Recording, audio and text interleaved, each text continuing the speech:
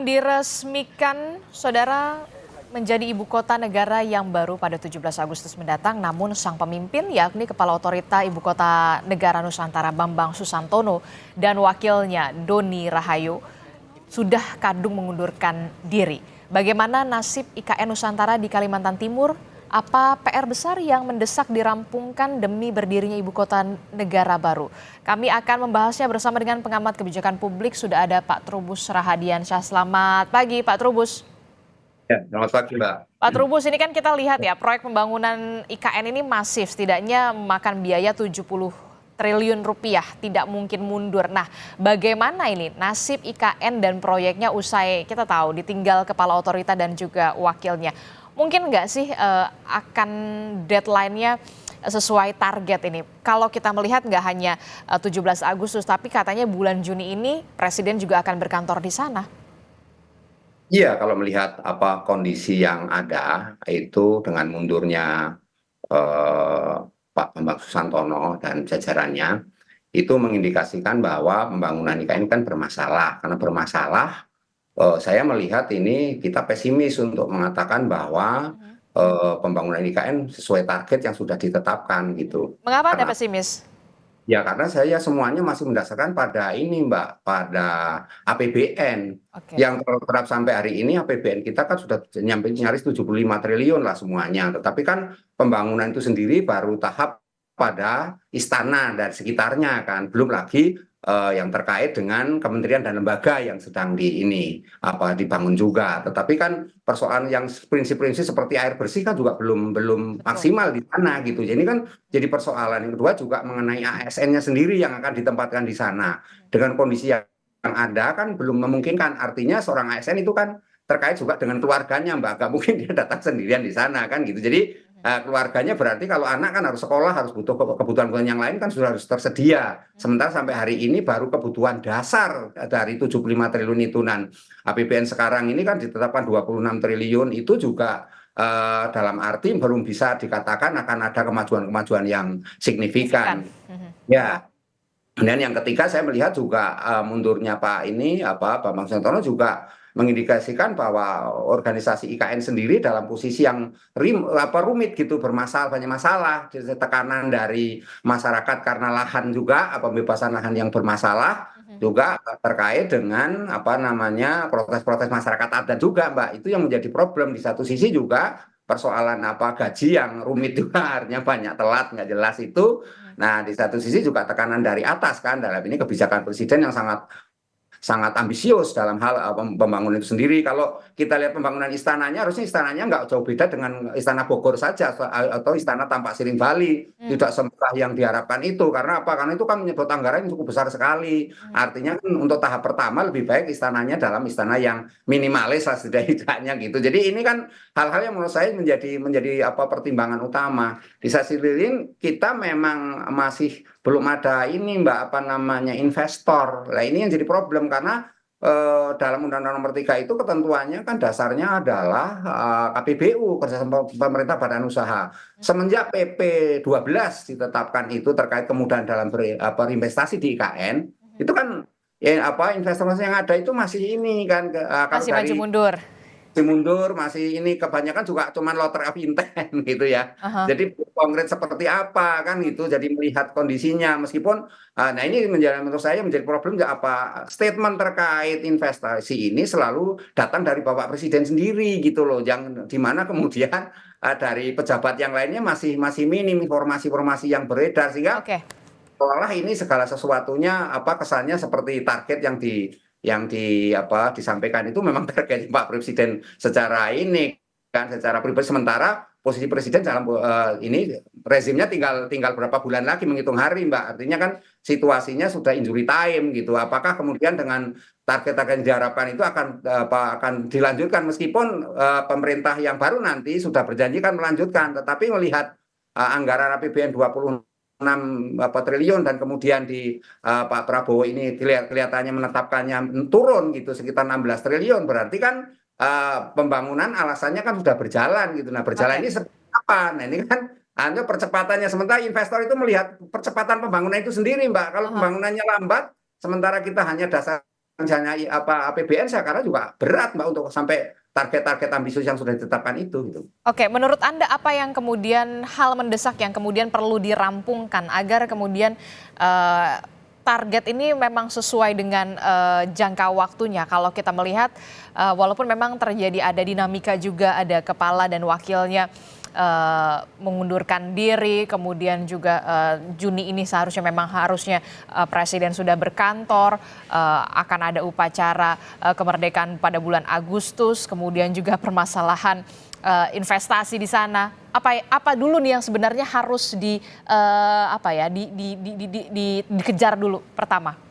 Ya, menurut saya yang paling utama dijaga sekarang pemindahan ASN-nya, Mbak. Itu ASN-nya harus dipindah ke sana dulu. Karena apa? Karena itu menyangkut pelayanan publik. Bagaimana sebuah ibu kota negara tidak ada pelayanan publik kan, tidak ada birokrasi kan. Jadi masa birokrasinya masih di sini di Jakarta. Sementara Jakarta bukan ibu kota lagi kan gitu. Artinya kita secara fisik kan nggak punya ibu kota negara, Mbak. Karena posisinya semua infrastrukturnya masih ada di Jakarta, di ibu kota lama kan gitu. Jadi yang di sana sementara infrastrukturnya belum. Jadi menurut saya selain percepatan infrastrukturnya itu sendiri dalam konteks eh, pembangunan ini Mbak, apa namanya, perumahannya ya, perumahan bagi ASN itu dipercepat, dilengkapi semua, termasuk di dalamnya kementerian dan lembaga gedung-gedungnya itu Mbak. Jadi itu infrastrukturnya harus segera segera itu sebagai simbol utama dulu gitu. Yang lain-lainnya nanti tentang pembebasan tanah dan sebagainya nanti secara bertahap aja dulu gitu ya, supaya tidak menimbulkan kesan seolah-olah pembangunan IKN ini terkesan ini apa namanya maju mundur atau malah dia yang mengatakan gagal. Itu kan jadi image yang berkembang ini kan jadi kurang ini. Sementara ini kan persoalan trust, Mbak. Karena trust, internasional trustnya kan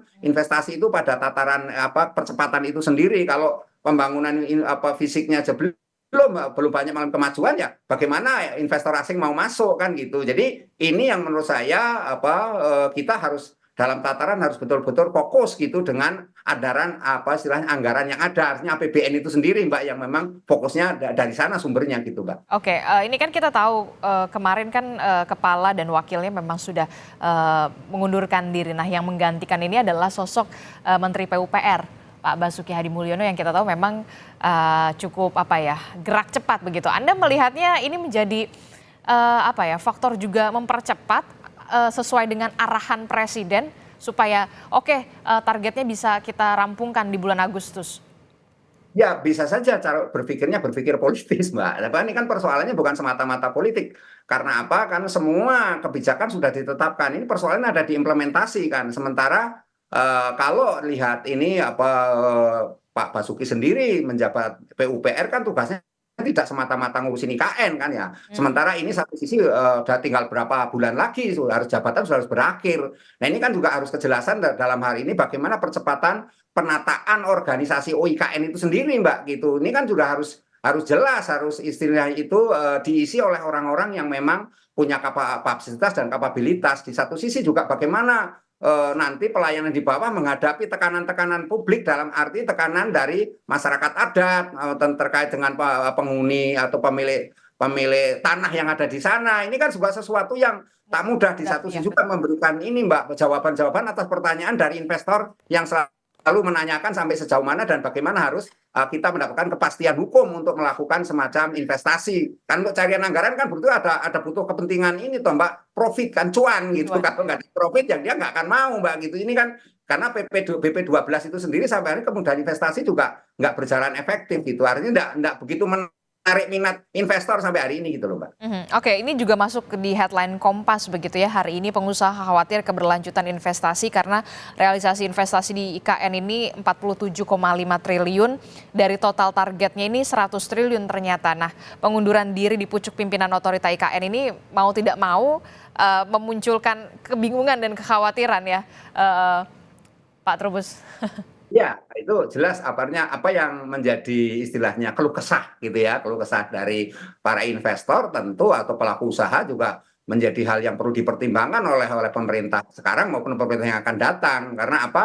Karena bagaimana meyakinkan mereka dalam hal ini kan persoalan trust ya. Jadi ini harus betul-betul dilakukan secara ini intensif karena ini menyangkut ibu kota negara, Mbak. Sebesar ini Indonesia dalam arti ibu kota negara yang memang merepresentasikan satu kondisi negara Indonesia di mata dunia internasional. Sehingga kalau nanti ini investor saja masih meragukan, saya meyakini bahwa pada akhirnya pembangunan berjalan lambat dan target-target itu jauh dari harapan gitu lah. Kalau itu yang terjadi, maka pelayanan publiknya tetap aja berarti masih di Jakarta lah. Sementara Jakarta sudah dicabut statusnya sebagai DKI, sudah menjadi DKJ. Lah ini kan juga menimbulkan pertanyaan-pertanyaan bagaimana kemudian aset-aset yang ada di Jakarta ini untuk dipindahkan ke sana. Ini kan persoalan-persoalan yang perlu dijawab dengan gamblang, Pak. Sehingga publik itu ada muncul keyakinan, termasuk di dalamnya adalah pelaku usaha itu sendiri yang dihadapkan oleh tekanan di antara mereka, khususnya domestik loh ya. Itu juga ditekan terus untuk menginvestasikan ke sana, tapi kan juga memikirkan sampai ini toh Mbak, dalam arti kepastian dia mau dapatkan kok ke profit, artinya kepastian hukumnya juga, dan istilahnya bagaimana dia bisa berkontribusi. Ini kan hal-hal yang harus dilakukan ini, karena karena menyangkut marketing juga di dalam konteks istilahnya korporasinya gitu loh Mbak. Oke, tadi kita sudah membahas soal bagaimana kemudian infrastrukturnya harus bagaimana, termasuk juga pemindahan ASN, termasuk juga apa yang harus dilakukan oleh pemerintah untuk bisa meyakinkan investor. Nah, yang juga perlu diperhatikan adalah masyarakat adat di sana, Pak Trubus. Iya, masyarakat adat di sana kan, ini kan belakangan ini kan juga di berbagai media kan mengatakan ada protes-protes kan, keberatan karena bersinggungan dengan tanah yang dia miliki. Nah, ini kan persoalan karena apa? Karena kemudian para istilahnya pelaku usaha ataupun investor ataupun pihak-pihak dari luar lah yang kemudian mengincar tanah di sana, yang dijelaskan hari ini oleh Presiden bahwa tanah di situ sekarang masih 400.000 sampai 800.000 per meternya, tapi suatu saat akan naik, bahkan di Balikpapan sudah 15 juta. Lah ini kan artinya masyarakat ada dalam posisi ancaman Mbak gitu. Jadi dia ngeri-ngeri sedap juga, dalam arti suatu saat dia akan didatangi oleh sekelompok pelaku usaha ya ataupun investor yang mau tidak mau menawarkan, mengiming-iming supaya pindah tempat dan atau istilahnya bermigrasi ke tempat lain. Jadi ini kan hal yang menurut saya juga harus dipertimbangkan secara ini, karena bagaimana juga masyarakat adat harus dijaga agar mereka terlibat di sebagai bagian dari pembangunan IKN sendiri. Artinya di situ ada konteks partisipasi publik, tidak semata-mata kita membangun orang dari luar wilayah Pasar Penajam itu sendiri kan, tapi juga keterlibatan masyarakat Pasar Penajam di dalam proses pembangunan itu sendiri, supaya dia merasa self belonging, merasa memiliki gitu loh Mbak, bahwa IKN itu bagian dari dirinya gitu, yang harus dijaga dan dirawat untuk kedepannya begitu Mbak. Termasuk juga kenapa saya mempertanyakan ini, karena memang salah satu yang kemudian ditunjuk adalah nama Raja Juli Antoni yang kemudian diberikan tugas mungkin juga menjadi salah satu PR yang memang harus diselesaikan untuk mengejar target di bulan Agustus supaya Presiden Joko Widodo juga punya legacy di sana. Iya, bisa jadi karena kan ini persoalan pembebasan tanah ini kan memang ya, meskipun di IKN itu sudah ada undang-undangnya, sudah aturan, tetap saja prosesnya juga tidak mudah Mbak, karena pengalihan kepemilikan itu membutuhkan birokrasi yang panjang gitu, sehingga tanah itu tidak suatu saat nanti istilahnya digugat orang kan ya. Nah ini keyakinan mengenai tanah ini kan menjadi keyakinan tersendiri bagi investor, bagi orang-orang luar yang akan menanamkan modalnya di IKN, Mbak. Nah, sementara posisi tanah itu sekarang kan sebagian masih dikuasai oleh masyarakat ada di sana, kan gitu. Meskipun pemerintah mengklaim ini sebagian tanah sudah dibebaskan, miliknya pemerintah juga. Tetapi kan itu dalam radius nggak jauh dari istana, toh, Mbak. Kalau radius yang lebih besar lagi kan sebuah ibu kota negara kan nggak hanya istilahnya berapa hektar, tapi mencakup wilayah yang sangat luas gitu. Apalagi menyangkut yang namanya transportasi, infrastruktur jalan tol, infrastruktur yang lainnya, pelabuhan dan sebagainya, dan bandara. Itu kan mau nggak mau harus membutuhkan tanah Mbak gitu. Oke, kalau menurut Anda sebagai ahli begitu ya, Pak Trubus, idealnya memang proyek IKN ini untuk bisa rampung selesainya itu di tahun berapa Pak? Ya kalau ideal kan dulu targetnya kita 2045 sudah selesai gitu kan, artinya menyongsong Indonesia Emas. Tapi persoalannya kalau kita hanya dasarnya APBN selama ini yang terjadi, dan belum sampai yang dijanjikan itu B2B, bisnis to bisnis kata saya seperti itu, maka yang terjadi ya target-target itu bisa molor Mbak. Sementara kan kondisinya sangat tergantung kepada sejauh mana kemampuan keuangan dalam finansial di dalam pembangunan IKN ini. Artinya juga di situ bagaimana keterlibatan para pemodal yang diharapkan sesuai dengan Undang-Undang Nomor 3 kaitannya dengan KPBU, kerjasama badan usaha, maka di situ memang mau tidak mau pemerintah harus ya bersinergitas atau berkolaborasi antara dunia government dan dunia private, Mbak, artinya swasta dengan pemerintah sendiri dalam hal percepatan pembangunan di sana. Kalau melihat ini semua, maka yang terjadi nanti politik berganti, dan ini yang menjadi problem kan di kita Indonesia ini, berganti pimpinan, ganti kebijakan, Mbak. Jadi ini ya juga menjadi itu sebagian dari pelaku usaha mungkin wait and see juga melihat untuk investasi di sana secara besar-besaran kan, Mbak. Jadi itu juga hal-hal meskipun sekali lagi kita katakan PP 12 sudah memungkinkan itu semua, bahkan segala perangkat itu sudah ada, perangkat kebijakannya kan sudah ada semua, kewenangan sudah diberikan. Tapi bagaimana akhirnya mereka yang namanya kepala dan wakilnya juga ujung-ujungnya mundurkan diri, kan ini berarti kan sesuatunya belum bisa dikatakan ini, Mbak, mantap gitu kan, belum. Iya. Oke, nanti kita akan tunggu bagaimana proyek IKN ini apakah akan sesuai dengan targetnya, karena memang targetnya ini di bulan Agustus pada saat pelaksanaan kemerdekaan ya, perayaan kemerdekaan 17 Agustus mendatang. Terima kasih sudah hadir bersama kami Pak Trubus, pengamat kebijakan publik telah bergabung bersama kami. Selamat pagi Pak Trubus, Assalamualaikum, sehat selalu.